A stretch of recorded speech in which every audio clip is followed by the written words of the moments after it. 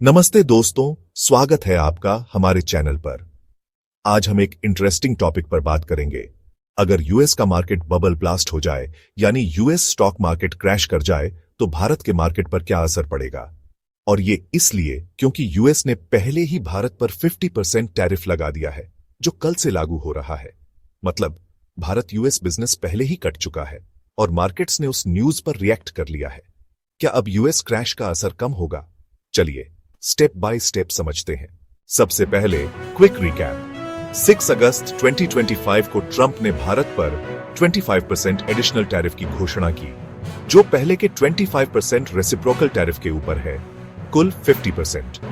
ये tariff textiles, gems jewellery, sea food, leather जैसे सेक्टरों पर लग रहा है, लेकिन फार्मा, सेमीकंडक्टर्स एक्सेम्प्ट हैं।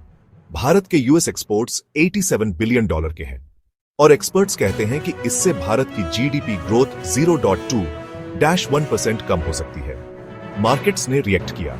सेंसेक्स और निफ्टी में गिरावट आई, लेकिन बड़ा क्रैश नहीं। अब बिजनेस पहले से ही प्रभावित है, तो यूएस क्रैश का डायरेक्ट ट्रेड इंपैक्ट कम हो सकता है।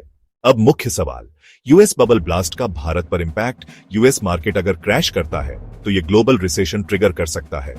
भारत की इकोनॉमी यूएस से कम डिपेंडेंट है। हमारा ट्रेड एक्सपोजर लो है, सिर्फ 2-3% जीडीपी का। गोल्डमैन सैक्स की रिपोर्ट कहती है कि यूएस स्लोडाउन से भारत की इकोनॉमी कम प्रभावित होगी, लेकिन स्टॉक मार्केट्स में स्ट्रॉन्ग कोरिलेशन है। मतलब यूएस क्रैश से इंडियन मार्केट्स भी गिर सकते हैं, खासकर लिक्विड और फॉरेन हेल्ड सेक्टर्स में। इतिहास में भी ऐसा दिखा है। ग्लोबल शॉक से कैस्केडिंग इफेक्ट आता है। अब नेगेटिव इंपैक्ट्स देखते हैं। FII outflows.